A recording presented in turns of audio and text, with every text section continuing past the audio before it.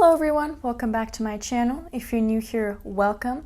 My name is Viv. I make videos about witchcraft, paganism, demonology, occultism, spirituality, and other related topics.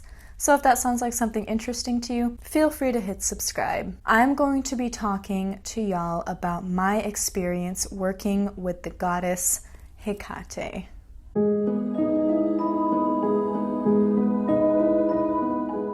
Now, Hecate has become a very popular figure in modern witchcraft.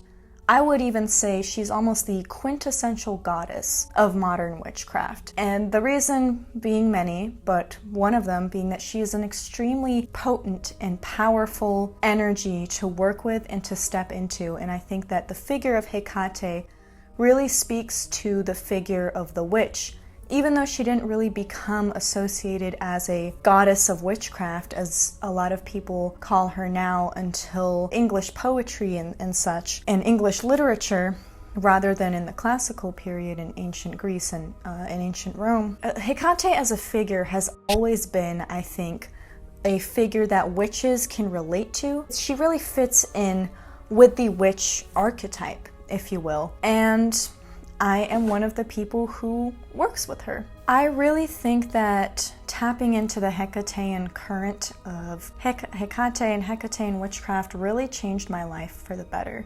So let me tell my story. I first kind of started connecting with her and trying to work with her a few years ago, but it didn't really work out. I don't think I was ready, and I wasn't really experienced enough. Now, I had enough experience to do deity work and stuff like that, but I just don't think I was ready to work with her, so it didn't end up working out. Fast forward a couple of years after that, and that was about, a year ago or so, I was thinking about Hecate a lot.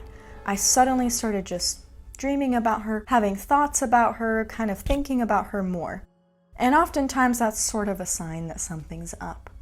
And around that period, I found at a bookstore, I found the book Hecate, Goddess of Witches by Courtney Weber, which is now one of my favorite books, actually. I think I have a review of it on my channel. I will put it up here if you want to see it. It's a wonderful book, and I kind of started learning more about her, and it really inspired me to connect to her again because I felt like this time I was ready. So I read that book, and then I read a few others. I read Hecate, Her Sacred Fires by ℐ𝔬𝔫𝔢𝔐𝔬𝔢. I also read the Orphic Hymn To Hekate, which I say to her as I light her candle at certain times of the month, and I also read the abduction of Persephone. I read just whatever I could get my hands on, whether it was more modern texts or primary sources, as much as I could to learn about Hecate, and I ended up learning quite a bit. So after all this whole process, I started working with her. I painted her a candle, and I'll put B-roll of it up as well. I erected an altar for her. I bought some art for the altar, and I started praying to her and leaving her offerings. Now, in Hecate, Goddess of Witches, there is a sort of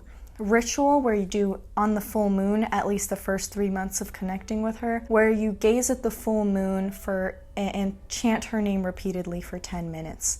And I did this, and it really got me into a beautiful trance state. It helped me connect to the energy of the moon, and it helped me connect to Hecate's energy and the energy of the goddess. I think that if you work with Hecate or are interested in working with her and you haven't done this one yet, I'd highly recommend it. It really brought me closer to her, and it also got me outside, which was a plus. And I think that a lot of the spells and the exercises and rituals in that book are really, really good, and I definitely recommend it. Now, I kind of did that, and also giving her offerings, reading the Orphic Hymn to her, and praying to her, for a few months. I kind of just kept it worship level. And I think that this is a good idea if you're looking into building a very deep personal bond or relationship with a deity. I like to start off with worship and then working, unless I'm just working with them for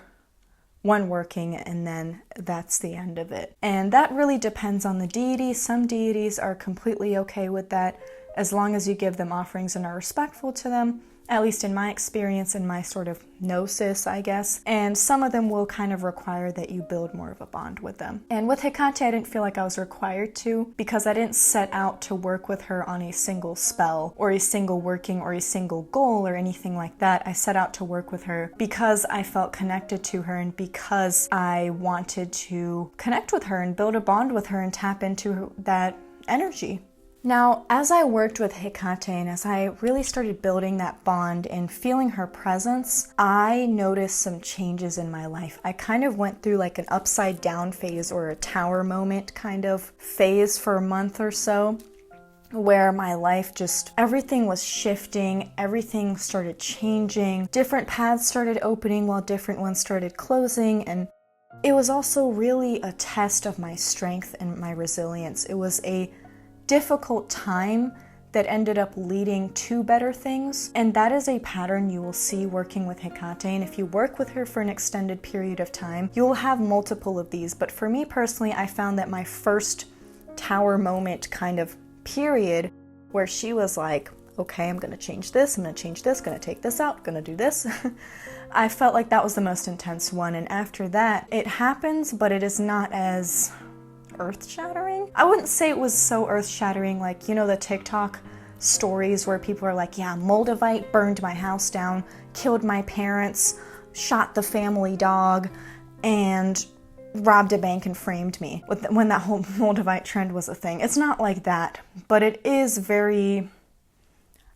prepare for a lot of changes, let's just say that. And prepare for a journey. It is certainly a journey. And ultimately it will make your life better, but you do have to be prepared for it because it'll hit you like a pile of bricks. I had that when I first started working with her and when I started to really feel her presence. Another thing I've noticed is that her presence is very strong, very almost tangible, in the same way that Lilith's is, except they don't have the same energy at all, in my opinion. But they both have a similarity in that their energy is so tangible and just there. Like you can see them, you can feel them. It depends on what senses for you are the strongest. For me, my internal clairvoyance is stronger than my external, so I'll go into meditation, I'll go into a trance state, and I will see the spirit or the god or the demon very clearly. To me, Hecate often appeared as like a woman in black, very mysterious looking and feeling, very just regal, but also kind of hag in the woods in a good way, lady in black. Think of just a funeral, and then there's someone like on top of the hill next to the cemetery, not at the funeral, but just in all black with a veil over her face, watching over everything, and just a mysterious figure. No one knows who she is. She's just watching. That's the vibe she gives off to me. That's the vibe she gave off when I first saw her in meditation. Now, as for my experience, Hecate is not, in my opinion, Hecate is not your ooh-woo, love and light mother goddess. I get a stern kind of energy from her. She's there to guide you, and she's there to do things right. And she's not there to coddle you. And that doesn't mean she's unkind. It doesn't mean she is cruel at all.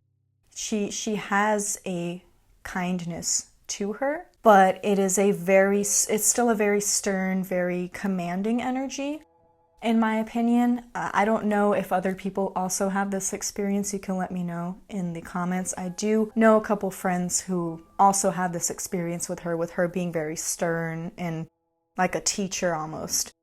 And I think that sometimes people will look at a goddess or talk about a goddess and be like, yeah, you know, they talk about every goddess as if they're a mother goddess and they're like really soft and loving. And I'm not saying mothers are always soft and loving. In fact, a lot of the time they're not at all. But people often associate femininity with softness and a lack of sternness, and they kind of apply that to all goddesses, and I think that's misogyny. I could make a whole video about how the way oftentimes people view goddesses is affected by misogyny, but I'm going off track.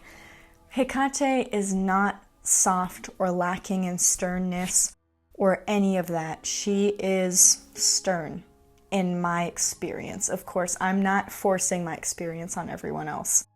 I'm just saying that was my experience with her. So I do kind of doubt people a little bit when they act like Hecate is like this really soft, really like, oh my God, I love you so much, my child, kind of goddess, because that's not been my experience at all. And I know a couple of people and that hasn't, who also work with her, have worked with her, and that hasn't been their experience with her either. She would often impart knowledge onto me. So after meditating and focusing on her energy and communicating with her effectively, I would straight away write down what she'd taught me in my book of shadows. And so I think that when working with her, if you also have this experience and if you communicate with deities in that way, I think it's a really good idea to have a book of shadows or some sort of journal, piece of paper, notebook with you, because my experience with her has been she has imparted knowledge on me, recently imparted an entire spell,